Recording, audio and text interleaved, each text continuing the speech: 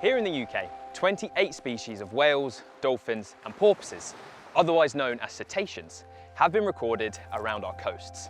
This includes familiar species like the bottlenose dolphin and orca, as well as the second largest living being in the world, the fin whale.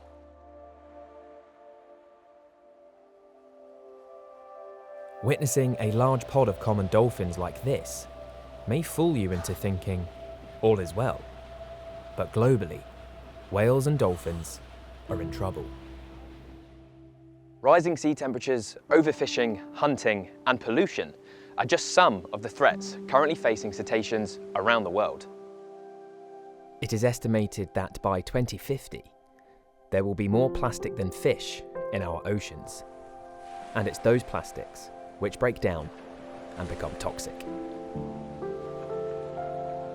On the 3rd of January 2016, a beloved female orca called Lulu washed ashore on the Hebridean island of Tiree. She was part of a small pod of orca known as the West Coast Community, and she tragically died after becoming entangled in discarded fishing rope. A post-mortem later revealed that her body contained harmful chemicals known as PCBs, at a concentration 100 times higher than the survivable threshold. This made her infertile, and she never reproduced.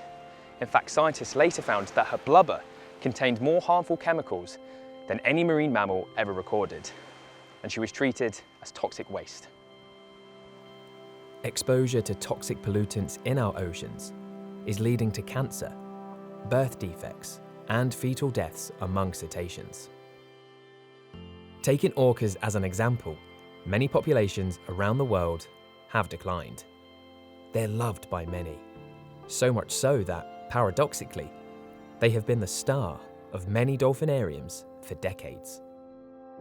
One well-known female, called Tokite, also known as Lolita, recently passed away after half a century in captivity.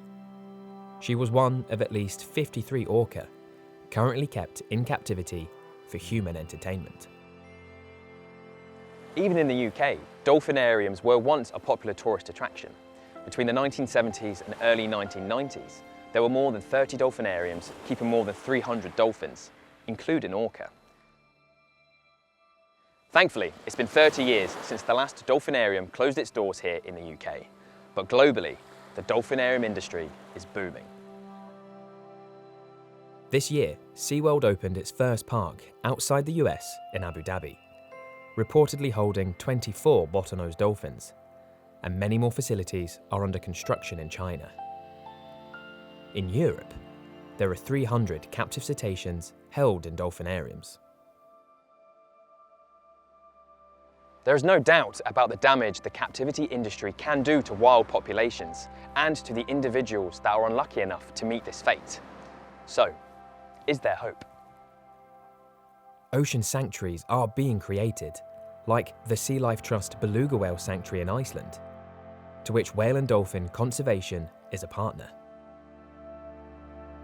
These sanctuaries provide a more natural home for once captive whales and dolphins, where they can live peacefully, free from performing.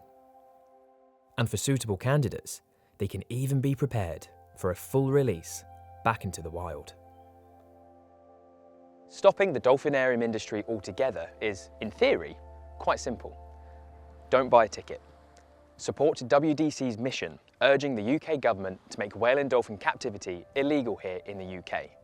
Add your voice and raise your concerns to politicians. And if you want to see whales and dolphins for yourself, come to places like this, Shannery Point on the Moray Firth in Scotland, where you can watch them wild and free, without causing them harm or disturbance.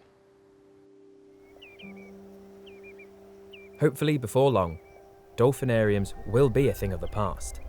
Our oceans will become cleaner, and whales and dolphins can be given the space to thrive once more.